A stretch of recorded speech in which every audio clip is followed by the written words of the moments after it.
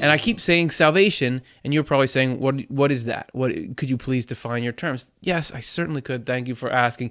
Swedenborg, like he does with almost everything, he'll use words that mean one thing to most people, but he'll kind of get his own definition in there, or his own slant on it. For Swedenborg's definition of salvation is a couple of important principles we want to put out here. It's essentially the process of spiritual growth to this state of connection with God, but there's two things about it we want you to know. The first is that he says that it's a law, a spiritual law, that God is always trying to reach out to us in this process. In fact, you can see it written here. This is True Christianity 100. It is a fixed and unchangeable law that the closer we move to the Lord, the closer the Lord moves to us, toward us. So it's not like God is waiting there for us to measure up or to choose the right thing. There is this constant divine effort to reach out that actually, as God is so pressing in on us that as soon as we make any movement, he's like, okay, I'm here, we're doing this. So that's an important part of the process. But then after that, the second one, before we get to that, is that confusing?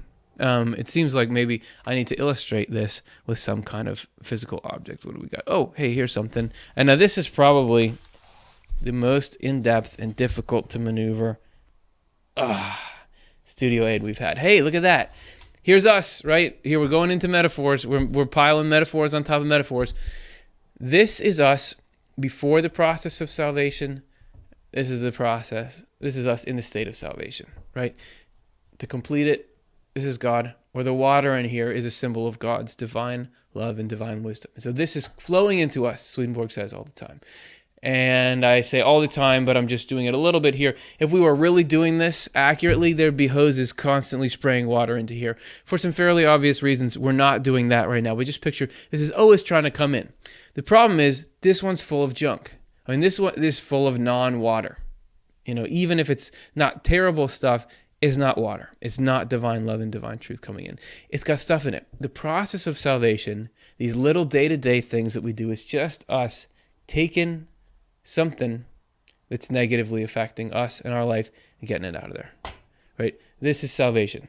This little work, this one's a little smaller, you get it out of there. And as every single one of those that comes out allows this pitcher to have more water in it. God is always putting as much water as we can possibly handle, but through the work, we clean ourselves out. There's more space for this water to get in until eventually it's all love. It's all love. It's all wisdom. There's this union between God and us. Life clicks. Life works like it's supposed to. And this is a journey we go on from here to here. It's a journey we're going on throughout our lives. And if you feel like, man, I've been lifting these wood chips out all day, you're not alone. Everybody has to go through this process. This is Secrets of Heaven 10360. Pretend I'm not on screen because I got to take this thing off here. Okay.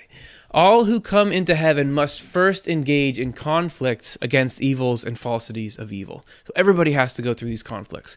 And when these have been separated, those people enter heaven and are joined to the Lord. And then they have rest. The like applies to people in the world. It is well known that they must engage in conflicts or undergo temptations before they become the church. That is, before goodness and truth, which constitute the church, have been implanted in them.